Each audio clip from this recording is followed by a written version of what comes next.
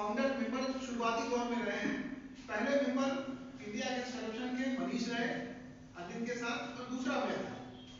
और आप शायद न जानते हो तो मैं बता दूं, जवाहर साहब भी नहीं जानते होंगे कि मनीष भाई ने लास्ट तक मुझसे ये कहा कि पहला इलेक्शन आपको लड़ना है।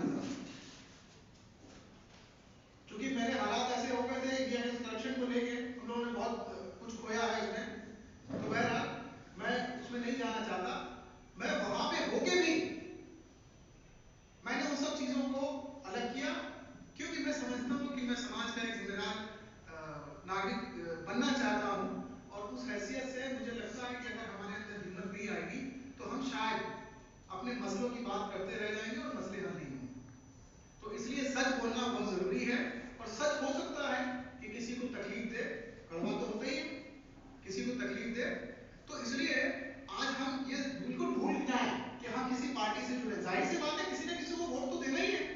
हाँ, आपके लिए कोई अच्छा है, किसी के लिए कोई अच्छा है, किसी के लिए कोई अच्छा है। लेकिन जिन लोगों को जिम्मेदारी हमने दे दी है उन्होंने जिम्मेदारी पूरी नहीं की।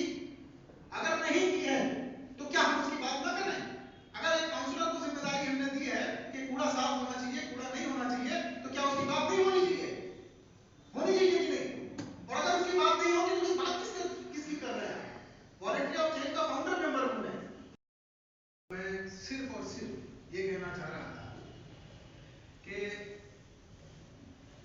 अगर सच बोलने की ताकत पैदा कर लीजिए, अगर सच बोलने की ताकत पैदा कर लीजिए तो सारे मसले अपने आप हल हो जाएंगे। बस ये एक लाइन थी मेरी, लेकिन चूंकि आपने मौका दिया और 3 मिनट की बात भी कही है तो हमारा हक बनता है कि 2 मिनट और कुछ बोला। आप जब तक सच नहीं बोलेंगे, जब तक हिम्मत नहीं करेंगे, तब तक कोई मसले का हल नहीं हो सकता। आप मसले गिनाते रहिए, आप डिमांड करते रहिए।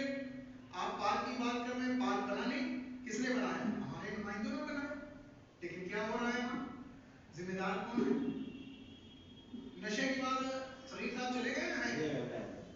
हम लोगों ने इधर 2 महीने 3 महीने के अंदर 19 मीटिंग्स की हैं। और कुछ लोग नहीं हैं हमारे साथ के, क्योंकि मैंने उनको दावत नहीं दी थी, क्योंकि मुझे लग रहा था कि